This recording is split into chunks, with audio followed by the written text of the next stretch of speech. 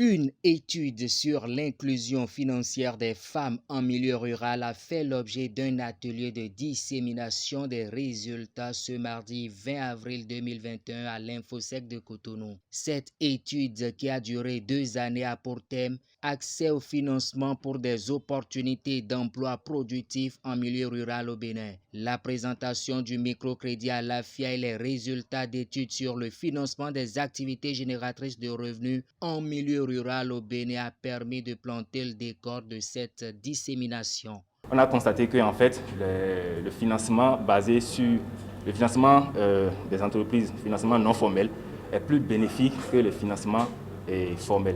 Alors, ce qu'on a suggéré aux décideurs, c'est quoi? C'est qu'ils peuvent tenir compte dans leur effort d'inclusion financière, tenir compte de certaines conditions, c'est-à-dire plus de flexibilité, parce que vous savez que dans le financement formel exige un certain nombre de critères et il y a des limites de crédit et le taux d'intérêt. Donc, si dans leur octroi de crédit aux femmes pour augmenter, enfin, pour améliorer les activités génératrices de revenus, si les autorités peuvent essayer un peu de rendre flexibles ces conditions-là, ce serait bien.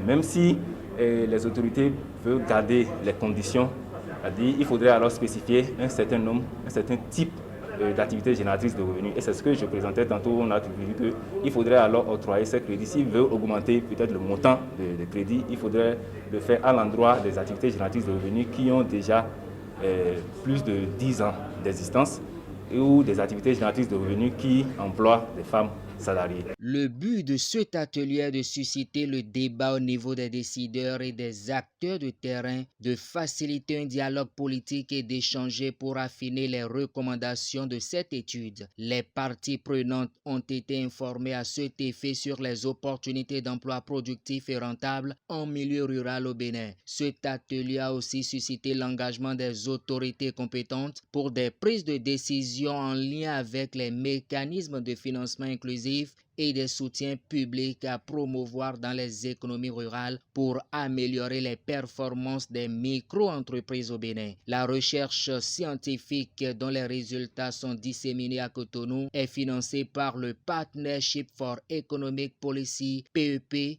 une organisation internationale à but non lucratif mettant en contact les institutions publiques et les chercheurs locaux dans le but de renforcer et de promouvoir les capacités de réaliser la recherche de haute qualité axée sur les politiques dans les pays en développement. La recherche soutenue par PEP vise à promouvoir des solutions de politique contextualisées pour les enjeux de développement émergents. Ces actions contribuent donc à éclairer les débats nationaux et internationaux liés à la politique économique, à la pauvreté, au genre, au développement durable, pour ne citer que cela.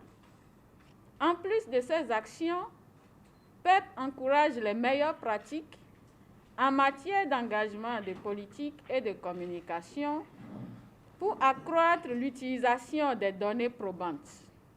À cet effet, il soutient les équipes locales de recherche pour promouvoir l'utilisation de conseils scientifiques au sein des institutions publiques locales et à travers l'engagement public via des événements nationaux et les médias. Les points forts de cet atelier ont tourné autour de 3 messages clés. Il s'agit notamment de définir des critères de ciblage spécifiques pour des femmes rurales, entrepreneurs dans l'effort d'extension de l'inclusion financière, promouvoir des microcrédits innovants pour améliorer la performance des micro-entreprises portées par les femmes rurales et promouvoir les financements à taux bonifiés pour une éclosion des entreprises portées par des jeunes femmes rurales au Bénin.